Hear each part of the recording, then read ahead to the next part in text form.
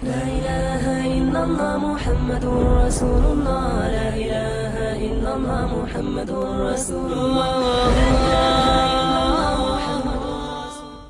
My friend, even now you have time. Refrain from sin. Come to Allah and His Rasul. Adopt the teachings. You still have time. This is what Allah gives us the reminders. Abu Abdullah Muhammad ibn Ahmed al-Qusri relates that in Istanbul there was a governor, he died.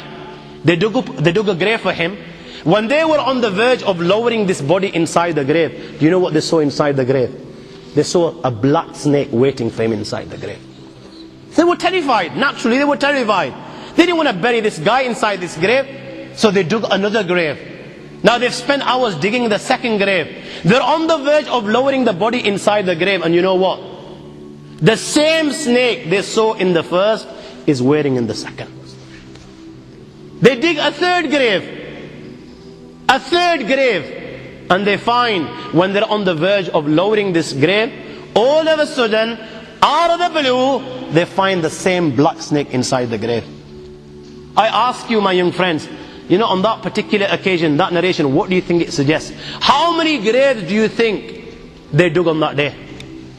4, 5, 6, 7, 8, 10, 15, 20, 25, 30 graves.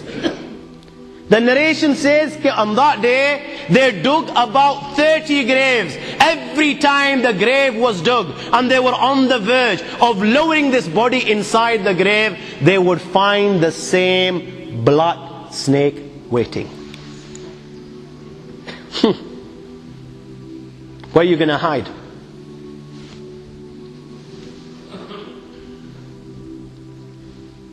It doesn't come any clearer than this. Where are you going to hide? Where? Allah.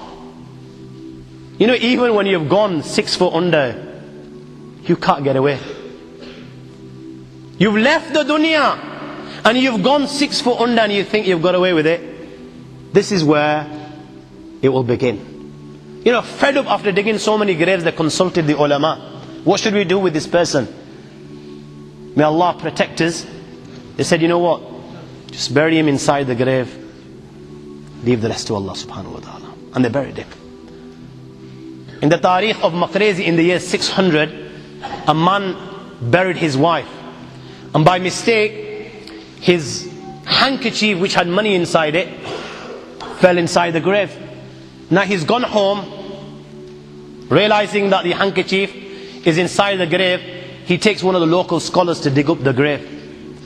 Now the scholar standing at the corner of the grave, and this guy is dug up the grave. What did he see on that day? He saw his wife is sitting inside the grave and her hair are tied to her feet. So what he does is interfere in the akhirah, and he tries to untie the hair. Trying, he's unable to do so. How is he going to be able to make a difference to the akhirah? But he doesn't refrain. He continues to do so. And what does the scholar witness? Down he goes, and down his wife goes, and there is not a sign of them. And he remains unconscious for 1 day and 1 night.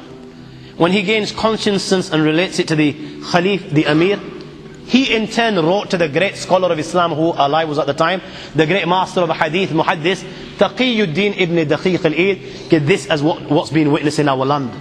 So the great master of hadith wrote back that this is a reminder. Simple. This is a reminder for people like you and me. نور على مر الزمان تألقا وأضاء للدنيا طريقا مشرقا وهدى من الرحمن يهدينا به للصالحات وللمكارم والتقى.